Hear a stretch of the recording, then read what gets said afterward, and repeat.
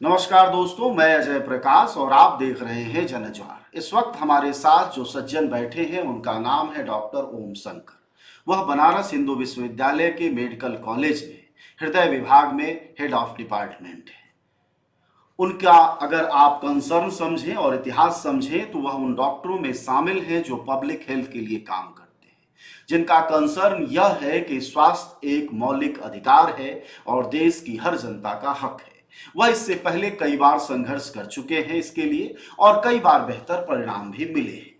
इन दिनों वह फिर से एक बार अपने ही संस्थान के अधिकारियों के खिलाफ संघर्षरत हैं। और सबसे बड़ी बात कि स्वास्थ्य उनका नहीं खराब है, बल्कि वह अपने मरीजों के लिए संघर्षरत है। और उनकी बात सुनना और तब ज्यादा जरूरी हो जाता है जब वह किसी प्राइवेट अस्पताल के मालिकानों में शामिल नहीं है, बल्कि वह वो डॉक्टर हैं जो अपनी सैलरी पर काम करते हैं और वह उत्तर प्रदेश और आसपास बिहार नेपाल से आने वाली जो जनता है उसके स्वास्थ्य का ख्याल रखते हैं। आइए हम उनसे समझते हैं कि उनको आखिरकार अभी की जो व्यवस्था है उससे क्या ऐतराज है कि उन्हें प्रधानमंत्री से लेकर राष्ट्रपति तक पत्र लिखा है।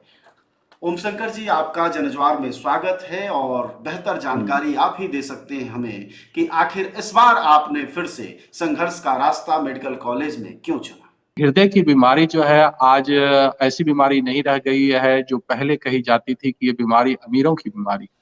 बिल्कुल। ये बीमारी अब आम व्यक्ति की बीमारी है। भारतवर्ष में मौत की सबसे प्रमुख वजह है। ये बीमारी युवाओं की बीमारी बन चुकी है जो हमारे समाज की रीढ़ है और हमारे देश के अ, आधी जनसंख्या में जो मतलब अगर आप मौत के आंकड़ों को एनालिसिस करेंगे तो अगर 100 मौतें होती है तो 50 मौतें 50 से कम आयु वर्ग के युवाओं में हो रही है। अगर आघात के आंकड़ों को आप देखेंगे तो अगर 100 आदमी को हृदय आघात होता है तो कम से कम 35 लोग या 33 लोग जो है उसकी आयु 40 साल से भी कम होती है। आप इमेजिन करिए 40 साल की उम्र जब आपको जी। नौकरी मिलती है तो बहुत जो कि बिरले है आजकल किसी किसी नसीब वाले को मिलती है और जिसको भी मिलती है उसके भी उस अर्निंग पीरियड ऑफ लाइफ में ये एक रुकावट खड़ी हो जाती है। जी। अब बात ये है कि ये पृष्ठभूमि बताना ज़रूरी था कि क्यों मैं आंदोलन कर रहा हूँ। अब मैं ये समझता हूँ कि ये समाज जो है हमारा भारतीय समाज जो कैपिटलिस्टिक सोसाइटी है जिसमें कुछ लोग अमीर और ज़्यादा लोग गरीब हैं और सरकारी अस्पतालों में ज़्यादातर हमारे पास जो अपने इलाज को आते हैं और जिनको वास्तविक में जिनके हक और हुकूक और जिनके अधिकारों की लड़ाई जो है लड़ने की ज़रूरत है वो है कमज़ोर वर्ग। मजबूत वर्ग तो अपना अधिकार खुद लड़ ही लेता है और जहाँ भी होता है हासिल कर ही लेता है। तो जी। हमारे पास सरकारी अस्पताल में सिर्फ़ ये गरीब बेचारे आते हैं अपने इलाज के लिए। और भारतीय संविधान जो है हर व्यक्ति के जीवन और मूल्य की बराबरी को एक समान मानता है और हमारे जैसे मानवीय लोग भी उनके जीवन के मूल्य को बराबर मानता है कि उसमें कोई भेदभाव नहीं है। एक तरह के वो उनका भी जीवन उतना ही बहुमूल्य है जितना कि किसी ज़्यादा पैसे वालों का। लेकिन जी। होता ये है कि बेचारे वो इलाज को बीमार होने के बाद जब अस्पतालों में आते हैं, तो उनके पास इतने पैसे नहीं होते हैं कि वो निजी अस्पतालों में जाकर अपना इलाज करवा पाएँ। और उसके पास सिर्फ एक विकल्प होता है कि वो सरकारी अस्पताल को ही ज़्यादातर चुनते हैं और मजबूरी में चुनते हैं और अगर कुछ दिन के लिए गलती से भी प्राइवेट अस्पताल में चले गए तो जो भी पैसे थे सब गँवाकर अल्टीमेटली फिर अपने इलाज के लिए वो सरकारी अस्पतालों में ही आने को मजबूर कर दिए जाते हैं या हो जाते हैं।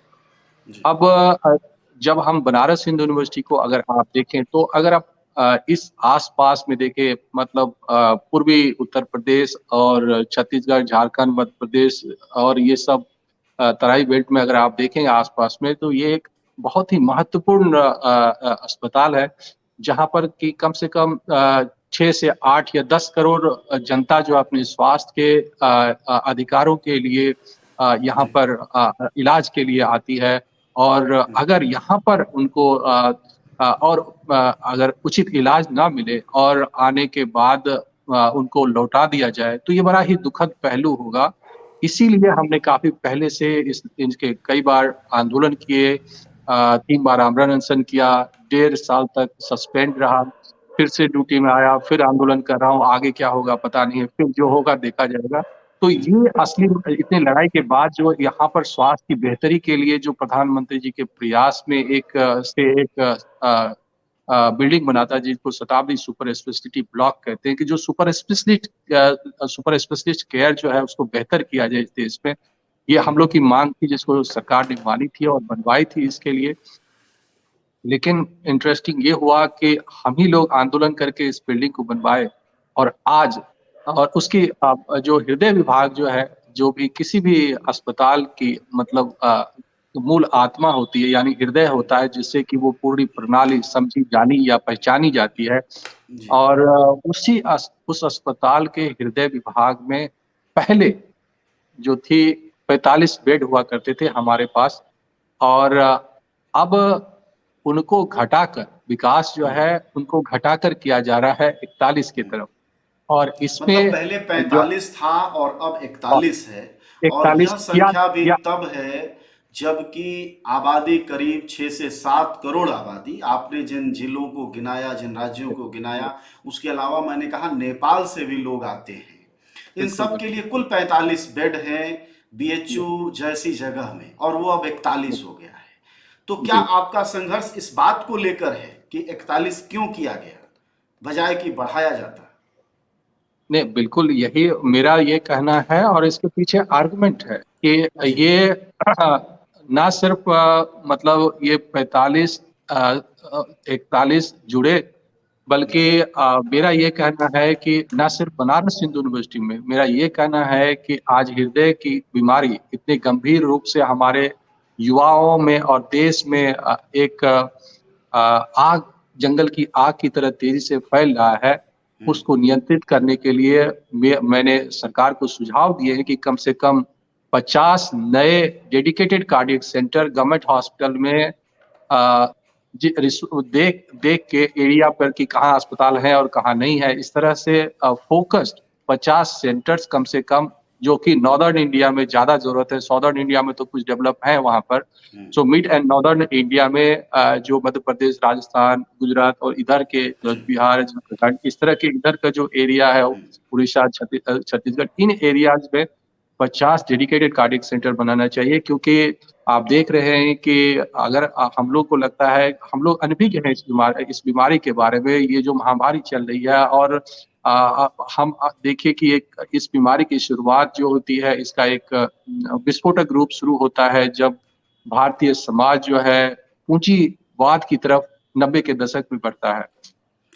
पूंजीवाद की जो है, आप देखेंगे कि बहुत जो इनहेरेंट कमियां हैं, उसमें ये कमियां ये होती है कि मानव शरीर का जो शारीरिक परिश्रम है उसको डॉक्टर मशीनीकरण कर साहब, दिया एक चीज जाता है। हम चाहेंगे कि पहले वह मुद्दा एक बार बता दें, फिर हम आगे के मसलों पर बात करेंगे, आपसे समझेंगे कि कितना विशाल और विकराल होता जा रहा है हृदय रोग। लगभग महामारी की स्थिति तक भारत में पहुंचता रहता है, पहुंचने को है। तो मुद्दा पहले क्लियर हो जाए कि असल में इस बार का जो आपका आंदोलन है, जो संघर्ष है, जो आपने शिकायत लिखी है प्रधानमंत्री राष्ट्रपति को, वो असल में क्या है, क्लियर हो तो जाए एक बार। वो जी। वो क्लियर होने के लिए ही ये समझना जरूरी है कि हम्म, हेल्थ और कार्डियक हेल्थ क्यों इम्पोर्टेंट है। और जी। कार्डियक हेल्थ क्यों इम्पोर्टेंट है, क्योंकि अगर आप एनुअल मोर्टेलिटी एनालिसिस अगर आप करेंगे, कोविड की तुलना, जो बहुत बड़ी महामारी थी, इसलिए मैं एक रेफरेंस की तरह यूज करूंगा कि पूरे कोविड में भारत में अगर आप सरकारी आंकड़े देखेंगे तो 6.5 लाख क्लेम करते हैं कि इतनी ही डेथ हुई। पूरी दुनिया में अगर आप देखें ये आंकड़े तो 65 लाख क्लेम किया जाता है। लेकिन अगर आप हृदय से संबंधित बीमारियां, जिसको कार्डियोवैस्कुलर डिजीजेज कहते हैं, भारतवर्ष में एक साल के अंदर सिर्फ एक बीमारी से, कार्डियोवास्कुलर डिजीज से 65 लाख लोग मरते हैं। यानी कि पूरे कोविड से पूरी दुनिया में जितनी मौतें हुई, वो सिर्फ भारतवर्ष में उतनी मौतें हर वर्ष हो रही है। जी। और इतनी बड़ी महामारी के लिए अगर इतने मतलब 8-10 करोड़ आबादी में सिर्फ आप 45 बेड, पहले से ही बहुत कम थे, उसमें एडिशन होना था 41, जिससे कि वो जनसंख्या मतलब जो उसको है तो और 90 बढ़ हो के जाना चाहिए था 90 वैसे या भी। उससे 100 प्लस, या मेरा तो कहना है 150 होना चाहिए। लेकिन कम से कम इसके एडिशन तो होने ही चाहिए। और मजेदार बात यह है कि दोनों ही एरिया असाइंड जो है वो कार्डियोलॉजी विभाग को है। ये भी जो है एरिया असाइंड कार्डियोलॉजी विभाग को है, और पहले के भी एरिया जो है असाइंड कार्डियोलॉजी विभाग को ही है। और उनको अनाधिकृत तौर पर जो पहले के असाइंड एरिया है उसको छीनना चाहते हैं। और ये बड़ा ही दुर्भाग्यपूर्ण है, क्योंकि विकास जो है 45 से 41 नहीं होता, 45 से 90 विकास होता है। ये डॉक्टर और साहब, ये ये किस अधिकारी का मतलब आपके हिसाब से कारनामा है? क्या सीएमओ इसके लिए जिम्मेदार है, वीसी जिम्मेदार है, कौन जिम्मेदार है? हमारे यहाँ जो इसके लिए जिम्मेदार हैं ये हैं प्रोफेसर के गुप्ता जी। ये हमारे जी। चिकित्सा अधीक्षक हैं। और मानसिक तौर पर हमें लगता है कि ये थोड़ा असंतुलित व्यक्ति हैं। और मानवीयता हर चिकित्सक की पहचान होती है, लेकिन उनके पास जो है मानवता नाम की कोई चीज नहीं है। और ये इतने अमानवीय, जिससे पहले इन्होंने हमारे ही कैथ लैब के ऊपर, इससे पहले हमारे नए कैथ लैब इसी बिल्डिंग में बनी थी, उस पर भी इन्होंने ताला लगा रखा था। उसके लिए भी इससे कुछ दिन पहले, 2-4 महीने पहले हमने काफी सारे संघर्ष किए, तब जाकर वो उसकी इलाज, मतलब ऑपरेशन के बगैर उससे भी लोग मर रहे थे। फिर बहुत मुश्किल के बाद 2-4 महीने संघर्ष करने के बाद वो खुला। अब क्या है कि ये 41 बेड पर इस पे भी ताला लगा हुआ है। इस ताला को डिजिटल लॉक कहते हैं। डिजिटल लॉक इसलिए कहते हैं कि एडमिशन सिस्टम कंप्यूटराइज्ड हो गया जी। और आप कोई भी एडमिशन को कंप्यूटर में ब्लॉक करके इनविजिबल कर सकते हैं, तो उनकी विजिबिलिटी ही नहीं रहेगी। तो होता आज ये है कि बहुत ही गंभीर मसला है कि हमारा खुद का ये विभाग का ही, ये भी है विभाग का भी, वो भी है, वो विभाग के ही चीजों को लेना चाहते हैं, लेकिन जो कि उसकी आवश्यकता नहीं है, वो जबरन मतलब उसको लेना डिजिटल चाहते इंडिया हैं। का और यह इसका जो फायदा है वो आपके सुपरिटेंडेंट साहब उठा रहे हैं। खैर, एक चीज और बताइएगा ओम दिखाने शंकर नहीं, जी, नहीं, कि इससे इसमें फायदा क्या है उनको? उसमें फायदा ये है कि उनको लगेगा कि हम जब मेडिकल सुपरिटेंडेंट थे तो हम अपने विभाग का बहुत विस्तार किया। मतलब जैसे अंग्रेज पहले नहीं करते थे, उसका सूरज कभी डूबता नहीं था, तो उसी तरह की एक मानसिक सोच है। जबकि आप देखेंगे कि धीरे धीरे मेडिकल चिकित्सा प्रणाली में जब विकास हुआ, तो जी। पहले एमबीबीएस हुआ करता था कि मेडिकल केयर, फिर स्पेशलाइज मेडिकल केयर हुआ जिसमें एमडी मेडिसिन के डॉक्टर, एमडी के डॉक्टर पैदा हुए। उसके बाद सुपर स्पेशलाइज केयर, उसमें भी डेवलप हुए। तो आज का जमाना सुपर स्पेशलाइज केयर का है। आज एमडी का, एमबीबीएस का जमाना नहीं रहा है। तो वो एक एमडी मेडिसिन में आज क्या हुआ, जो मेडिसिन विभाग में अलग अलग सुपर स्पेशलिटी विभाग बन गए। जैसे आप आम आदमी में भी जाएंगे तो उसको अगर पेट की जरूरत, दिक्कत होती तो वो मेडिसिन में दिखाने पहले जाते थे, लेकिन अब वो गैस्ट्रो में दिखाने जाते हैं। अगर उसको दिमाग की बीमारी हुई तो मेडिसिन में दिखाने नहीं जाएंगे, पहले जाते थे वहां पर। लेकिन जी। अब उनको पता है न्यूरोलॉजी में ये इलाज होता है। अगर उसको सीने में दर्द होगा तो कार्डियोलॉजी आएंगे, वो फिर से मेडिसिन नहीं जाएंगे। तो कहने का मतलब, जब स्पेशलिटी डिपार्टमेंट डेवलप हो गया, जो कि आज की वास्तविकता है, तो ज्यादा से ज्यादा बेड्स जो है स्पेशलिटी डिपार्टमेंट को मिलने चाहिए। और देखिए यहाँ बड़ा ही इंटरेस्टिंग है कि ये अभी जो बेड डिस्ट्रीब्यूशन जो वो करना चाहते हैं, उसके आधार पर सिर्फ 2 विभाग, यानी कि मेडिसिन और सर्जरी के बेड अगर मिला दिए जाए, तो वो पूरे जो नई सुपर स्पेशलिटी बिल्डिंग बनी है उसके बेड के बराबर हो जाएगी, या उससे भी मतलब ज्यादा भी हो सकती है। अभी 2 ही डिपार्टमेंट मिलके 330 बेड कब्जा करना चाहते हैं, जबकि अभी के उनके वास्तविक जो है लगभग 200 के आसपास, 200 पौने 200, 200 के आसपास है, 200 बेड है अभी अभी प्रेजेंट कंटेक्स्ट में। और इसको वो बढ़ाकर, दोनों मिलाकर जो है उसको बढ़ाकर प्रेजेंट कंटेक्स्ट को ये करना चाहते हैं 330, जिसकी कि अब ना तो सर्जरी में भी सुपर स्पेशलिटी विभाग हो गया है और मेडिसिन में भी हो गया। और मेडिसिन में आज सर्दी खांसी बुखार के अलावा कौन मतलब दिखाने डॉक्टर साहब, जाते हैं? अगर तो ये बात आपकी हम समझें तो आपका आग्रह ये है कि अब सुपर स्पेशलिटी का जमाना है, जो एडजेक्ट रोग है उस तरफ रोगी बढ़ रहे हैं। और आपका कहना है कि कार्डियक, जो कि एक महामारी जैसी हालत है, अगर 60 लाख लोग प्रतिवर्ष भारत में मर रहे हैं और मरने वालों की आधी संख्या 50 वर्ष से के आसपास है और 1/3 की उम्र 35 से 40 के बीच है, तो जाहिर तौर पर यह एक खौफनाक बात है। उसमें ये दिक्कत है। तो इसके लिए आपने जो प्रयास किए हैं वो क्या किए हैं कि ये हमें दिए जाएं बेड? जाहिर तौर पर यह मरीजों का ही सवाल है। तो यह मरीजों का सवाल आपके वीसी साहब या जो अन्य जिम्मेदार लोग हैं वो क्यों नहीं सुन रहे हैं? यही तो मैं मतलब आश्चर्यचकित हूँ। जब मैं, देखिए बड़ा ही, आपको भी बहुत दुख होगा ये जानकर हम्म। कि जब इतने गंभीर मसले को जब मैं उठा रहा हूँ तो उनको हम्म। लगता है कि ये एक विचारधारा की जंग, हम्म। और मेरा मेरे अपने सोचने समझने मतलब की अब जो तक तो तौर तरीका है। राजनीति एक विचारधारा थी, अब इलाज भी एक विचारधारा हो गई है। हाँ, यही बात, इलाज नहीं, जीवन जीने के मूल्य भी एक विचारधारा हो गई है कि जी। अगर आप मेरे विचारधारा के हैं तो आपको जीवन जीने का अधिकार है, और अगर आप मेरी विचारधारा के नहीं हैं तो आपको जीवन जीने का अधिकार ही नहीं है। ये लड़ाई बहुत ही मूल भावना, मूल इसमें जड़ में पहुंच गई है। और अब बताइए कि मैं इस आर्गुमेंट में बताया कि भाई साहब ये बताइए कि आप डॉक्टर साहब हैं, आप बताइए जो व्यक्ति आता है उस हर व्यक्ति, क्या वो आपकी जाति, आपकी धर्म और आपकी विचारधारा का व्यक्ति नहीं होता है, जिनको इस बेड पे ताला लगे हुए के कारण रिफ्यूज होते हैं। और अब इतने गंभीर मसले पर क्या हुआ कि इन लोगों को मैंने पहले लिखा है लगातार कि आपने पिछले, आप समझिए कि जब से ये ब्लॉक किया है पिछले 9 महीने के अंदर 12,000 पेशेंट को हमने रिफ्यूज किया है, जिसको हम बेड दे सकते थे। यानी उसमें ज्यादातर लोग गरीब हो गए हैं और कुछ लोग उसमें से अपनी, जिनकी जान बचाई जा सकती है, उनकी मौतें हो गई। Excuse me। और ऐसा ही एक कंप्लेंट आया जो हम कह रहे थे, ये सब हमारे लेटर में लिखा है, पहले इसकी मैंने आगाह किया था।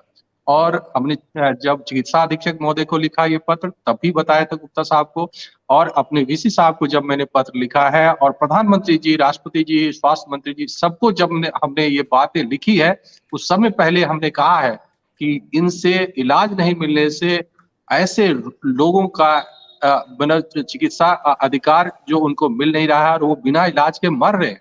और वो साबित तब हो गया जब आज से कुछ दिन पहले एक बच्चे ने अपनी दादी की मौत पर आहत होकर एक कंप्लेन लेटर लिखा सीएमओ वाराणसी को, और उन्होंने फिर इसको जांच के लिए भेजा चिकित्सा अधीक्षक महोदय को। तो मेरे मेरे जो कथन थे वो सत्य दिख रहे हैं। और अगर ये चिकित्सा अधीक्षक, इसलिए मैं कहता हूं, मैं तो सीधे तौर पे कह रहा हूं कि चिकित्सा अधीक्षक महोदय मानवीय तो नहीं ही है, दानवीय तो है ही, एक नरसंहार में शामिल है। इस 41 बेड पर ताला लगाकर वो कितने लोगों को, जिनकी जानें बचाई जा सकती है, उनके साजिशन उन्होंने हत्या करवा दी, मैं ये कह सकता हूँ। क्योंकि अगर थोड़ी सी भी उनकी समझ होगी, वो मानवीय होंगे, डॉक्टर होने के नाते भी, तो उनको पता है कि अगर इलाज नहीं देंगे, और ये हृदय इतना गंभीर मसला है जहां मौत और जिंदगी का फासला जो है मिनटों में होता है, घंटों में होता है, वहां पेट की समस्या, किडनी की समस्या और दूसरी समस्या नहीं है जहां आपको संभलने का वक्त मिलता है। और इस तरह से साजिशन, अगर आप मास मैसेकर में कहता हूं कि उसमें वो साजिश के तहत शामिल है, क्योंकि उनको हर चीजें मैंने पहले बता रखी है और उनको प्रोटेक्शन मिल रहा है। जबकि ये चिकित्सा अधीक्षक महोदय का इतिहास देखेंगे तो इससे पहले ब्लड बैंक में इसके ऊपर सत्यापित भ्रष्ट हैं, भ्रष्टाचार के सत्यापित सबूत हैं। और उसके बाद भी बीएचयू में कुलपति ही। महोदय, जी हाँ, बीएचयू में है, और वो रिपोर्ट भी मैंने शामिल की है, उनको भेजा है, जब प्रधानमंत्री जी को भेजा है, कुलपति महोदय को भेजा है, जिसमें कि ब्लड बैंक इंचार्ज के तौर पर जो इन्होंने भ्रष्टाचार किए थे, इसी तरह का अनाधिकृत कैप्चर किया हुआ था, जहां से इनको जांच के बाद निकाल दिए गए थे, और उस समय ये मेडिकल सुप्रिटेंडेंट थे, तब उसके बाद हटा दिए गए थे। आप समझिए कि फिर से अगर चिकित्सा अधीक्षक बने हैं तो कुछ न कुछ तो यहाँ पे भ्रष्टाचार तो होगा ही। जो व्यक्ति खुद भ्रष्टाचार के आरोपी हैं, सत्यापित भ्रष्टाचारी हैं, वो व्यक्ति अगर बनारस हिंदू यूनिवर्सिटी, जो प्रधानमंत्री जी का संसदीय क्षेत्र है, वहां पर वहां के कुलपति अगर उनको बनाए हुए हैं, तो एक भ्रष्ट आदमी क्या करेगा? भ्रष्टाचार ही तो करेगा, और वही वो कर रहे हैं। शुक्रिया कितना डॉक्टर साहब कितना दुखद आपका बात है, आप बातचीत बताइए, के मैं बताऊं। लिए। और बहुत विस्तार से डॉक्टर साहब ने बताया और कई महत्वपूर्ण बातें कही। सबसे बड़ी बात कि बनारस हिंदू यूनिवर्सिटी का मेडिकल कॉलेज, जहां 7 करोड़ के लगभग मरीज आते हैं, या आबादी है जिसकी कि मरीज आते हैं, प्रधानमंत्री की लोकसभा है, सबको पत्र लिखा है डॉक्टर ओम शंकर ने, राष्ट्रपति, प्रधानमंत्री, वीसी, सब संबंधित लोगों को। और एक ऐसा आदमी जो कि अधीक्षक है और वह पहले से भी आरोपी है आरोपी भ्रष्टाचार नहीं, का, तो सत्यापित, जी सॉरी, सत्यापित है। सत्यापित, माफ करिएगा, सत्यापित है।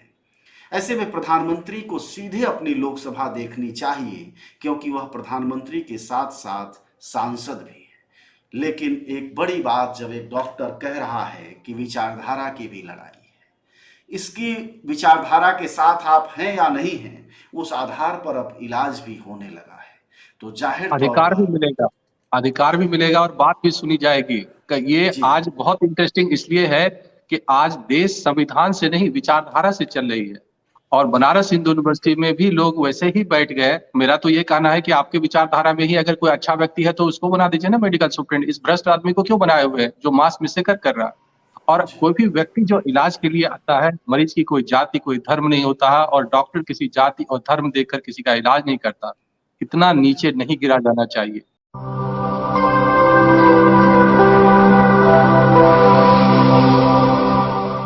जन ज्वार जनता की